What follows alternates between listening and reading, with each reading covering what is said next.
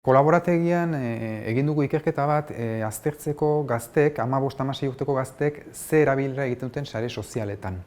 Ikastetxeetara joan ginen horretarako, Gipuzkoako Foru Aldundiaren dirulaguntza bat lortu genuen hori egiteko, eta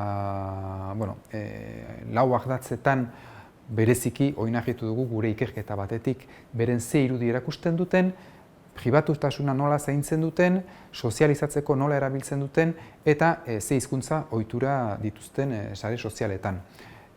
Bi hitzez errateko, irudia zaintzen dute, beren irudi positibo bat erakusteko ahalegina egiten dute, ez da postureoagatik, baizik eta ez dutelako beren burua triste ateratzen argazkitan, badago autoestima arazo bat, baina orokorrean zaintzen dute beren irudia, salbu ezin dute kontrolatu beste batzuek publikatzen dituzten argazkietan agertzen direneko irudia ezin dute kontrolatu.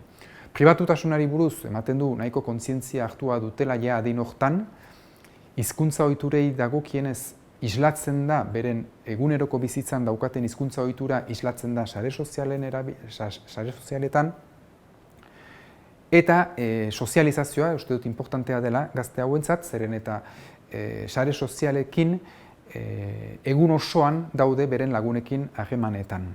Ez da bukatzen harremana ikastola bukatzen denean edo festa bat bukatzen denean. Beti daude konektatuta.